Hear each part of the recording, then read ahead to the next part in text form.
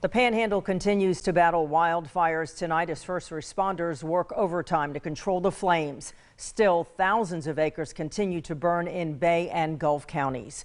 We go live now for the very latest as the Monday news conference gets started. Let's listen in to our local and state emergency officials. I'm Brad Monroe. I'm the incident commander for Bay County. We have some updates we'd like to give you, and we'd first like to start with the Florida Fire Service, Mike Mathis. Excuse me, Julie Allen. Thank you, sir. Good evening. My name is Julie Allen. I am the Public Information Officer for the Florida Forest Service. Just wanted to give you guys a little update on the 3 fires that we're managing. The Atkins Road fire remains at 875 acres and is 40% contained. The Star Road fire is 250 acres and also remains at 45% contained. The Bertha Road fire has taken quite a run this afternoon with the winds that we had. We do have some extreme fire behavior on that incident. We'll be able to ascertain the increase in acreage at some point this evening. We are expecting a slowdown of the winds this evening, so that will help out all of the incredible men and women that are out there working on the line. So just another bit of information. We do have 138 personnel assigned to the Chipola complex. That does not include our amazing structure fire departments. It does not include our amazing law enforcement partners. That is just Florida Forest Service people on that complex. Thank you. And now Sheriff Tommy Ford will give you some important updates on our evacuation zones and some more information related to the event. Thank you, Chief. Just want to say thank you to everybody that's worked this fire. This has been an amazing example of teamwork from our state and local partners, the firefighters and law enforcement together, and it's just been a great example of teamwork. We continue to work closely together on this. You know, we're not out of the woods on this by any means, but we do have some positive news to report. This afternoon, residents of the Sim Nursing Home were safely returned to the facility. Also, the mandatory evacuation orders on the Atkins fire have been lifted, so homes south of 231 to US 98 between Transmitter Road and Star Avenue, the evacuation order has been lifted for that area. Fire personnel and law enforcement have deemed it safe for residents to return, living in this area, to return home. I would like to remind people to remain vigilant. As you saw the levels of containment of these fires, this is not completely no danger here. It has just been deemed that it's not an immediate danger. So if you have bags packed, you have your important documents, keep those close by. Pay close attention to the local news media, pay close attention to Alert Bay. Sign up at alertbay.org if you have not done so already. Pay attention to the Bay County Sheriff's Office and the Bay County Emergency Services social media and Facebook pages, where you'll get to the most immediate information. So don't let your guard down, but we are lifting those evacuation orders, and we appreciate very much people being patient and just know all the decisions that have been made by this group behind me here and in the command center have been made with everyone's safety in mind. The mandatory evacuation order for the Bear Creek area does remain in effect. As you can tell, the Bear Creek fire, the Bertha Swamp Road fire, has grown quite a bit. There's been a lot of effort that is put into that today.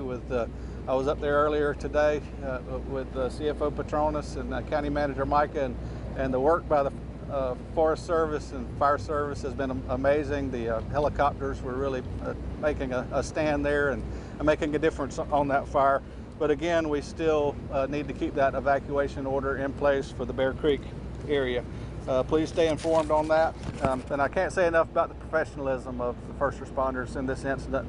And again, thank you to the public for everything that you've done, from donations to supporting us with your thoughts and prayers. We very much appreciate it.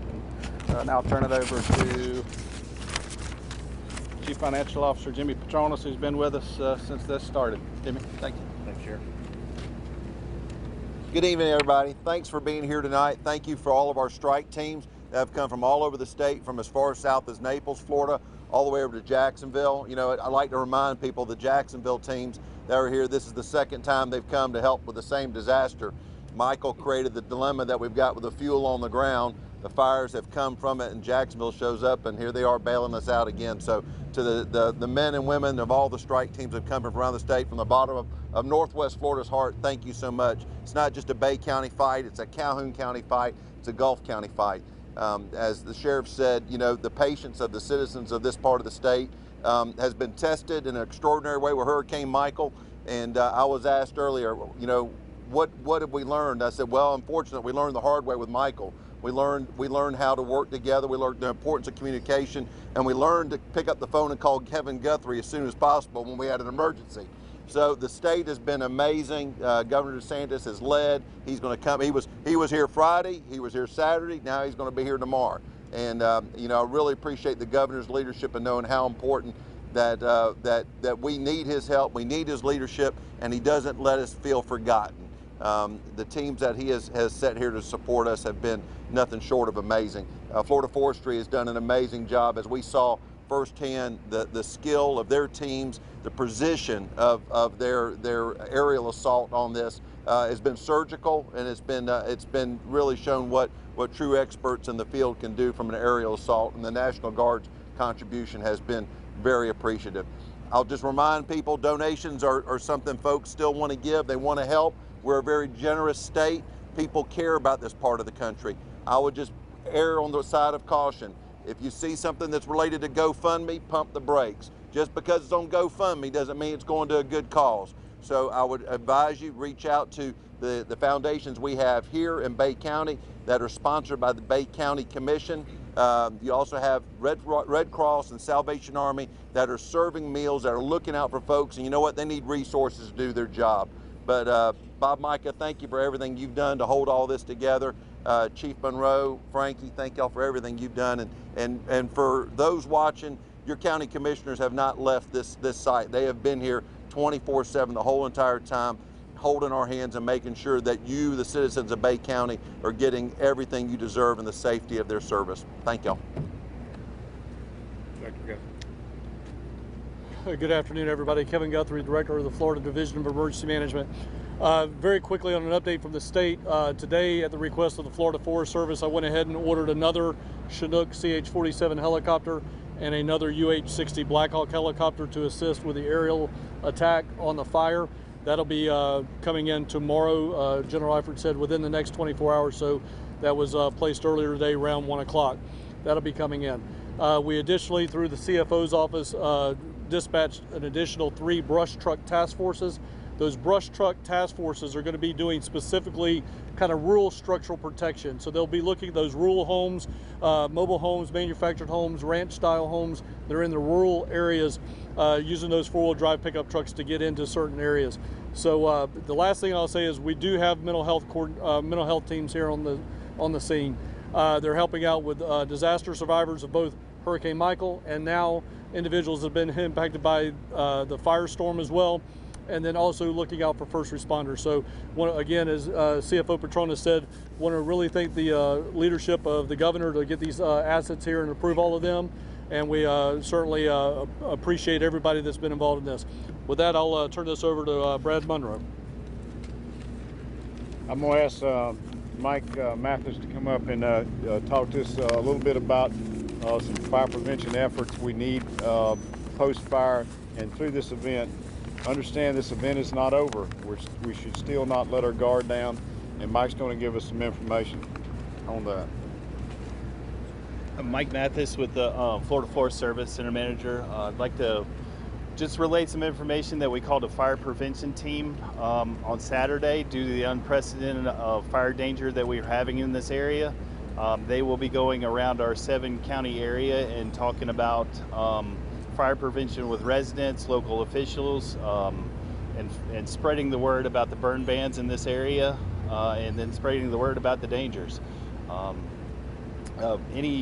Anybody that has any questions and wants to research how to defend their home in times like this, we have a website. It's called BeWildfireReadyFL.com.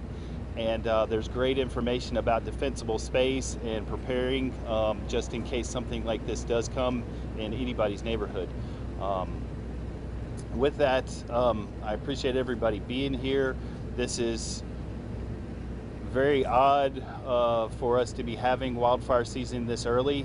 We're buckling down and really expecting this to, with the weather predictions and everything else, this will be a long season, so we want everybody to be ready.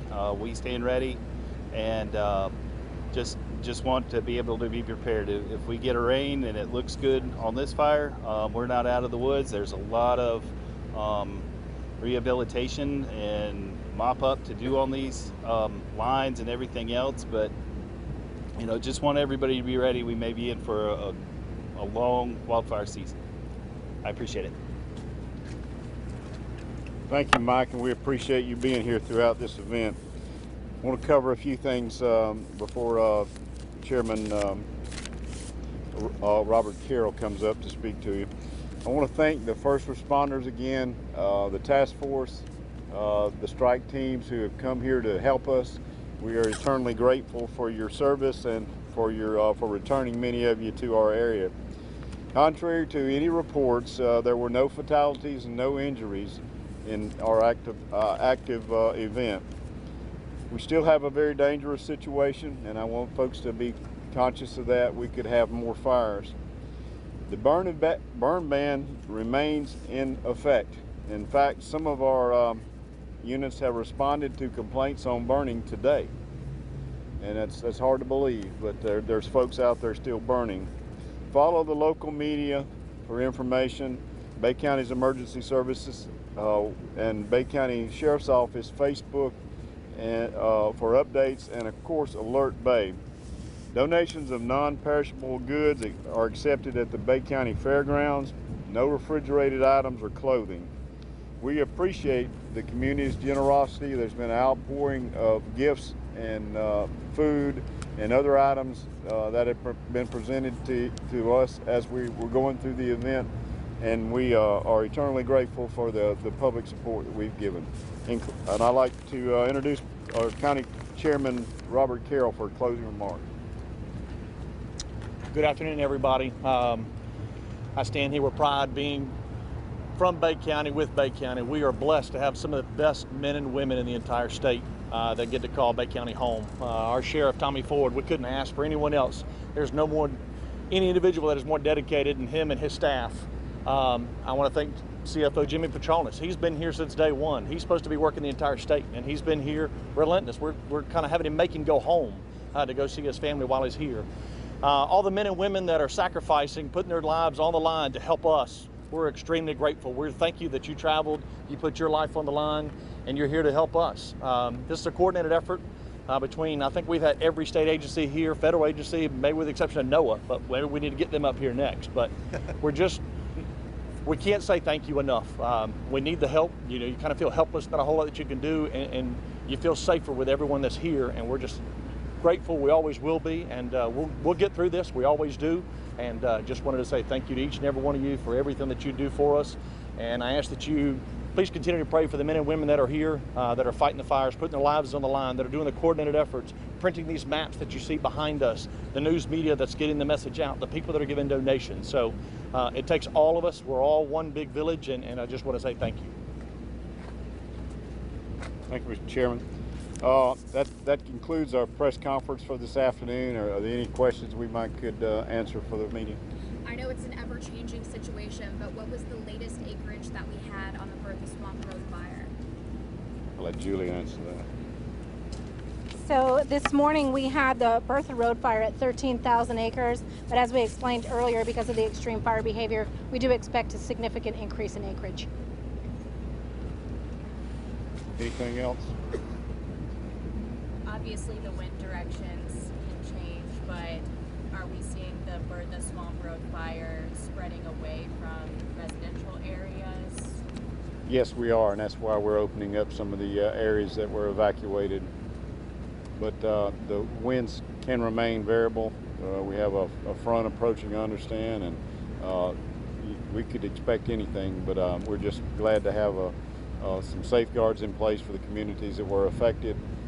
We owe that to the Florida Forestry Service, who's done an incredible job creating those defendable spaces, and for the National Guard and Florida Fire Service helicopters who dropped an enormous amount of water on these fires over the few days. Unfortunately, it still remains a very active event, and we need to stay on our